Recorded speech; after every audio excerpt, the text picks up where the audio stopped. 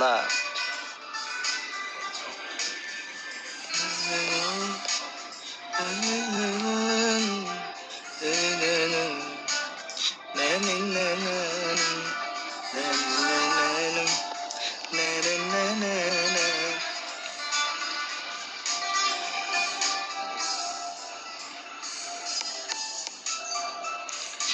Sen iyi misin Can?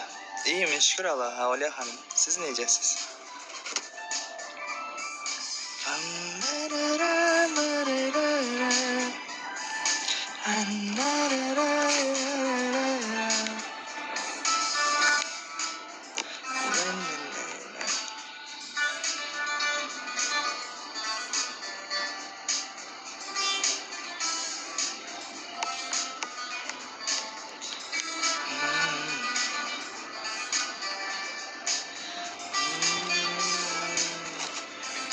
Teşekkür ederim. Canınız sağ olsun.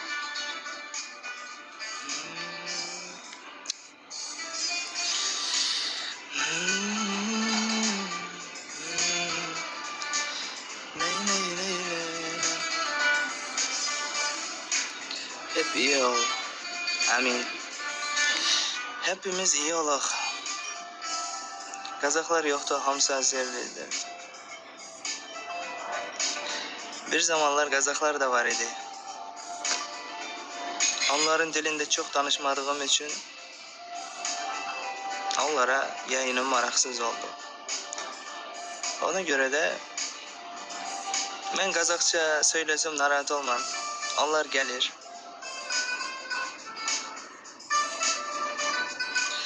Narahat olmam. Ben hansı gündən 100% Kazak dilinde söylerim, onlar gelir. Onu bilirim.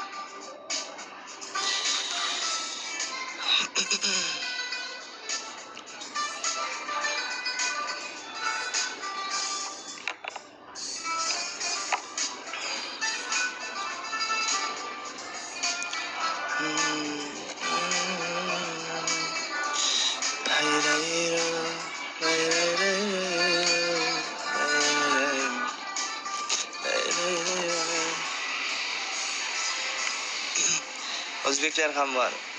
O'zbeklarimni bilaman. O'zbeklarim qanaqa tilda gapirmay.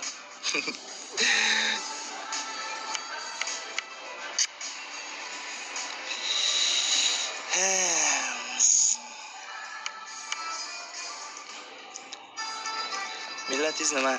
Millatim o'zbek. Elmira ham rahmat, Alloh razı bo'lsin.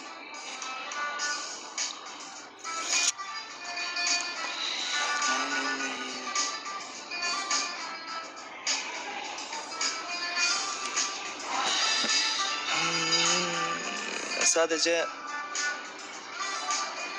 bir insanları yazırlardı. Çoxları Azerbaycanlılar özlerinki yoxlar. Benimki var idi. Narahat olmadım. Ben tek özüm oynuyor zamanımda 1000 insan olurdu mende. 900 1000 insan var idi. Benimkilerde.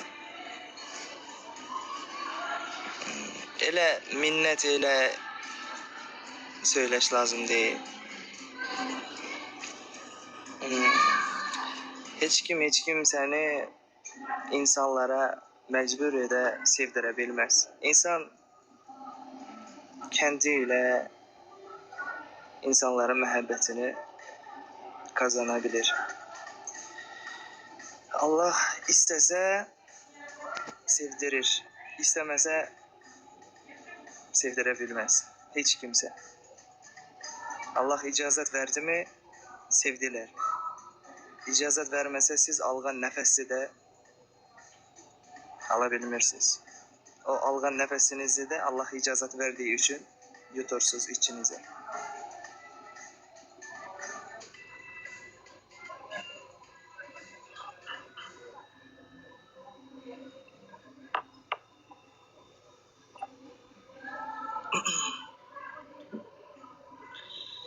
Kimse benim hakkımda ne düşünür, o özünün kafasına.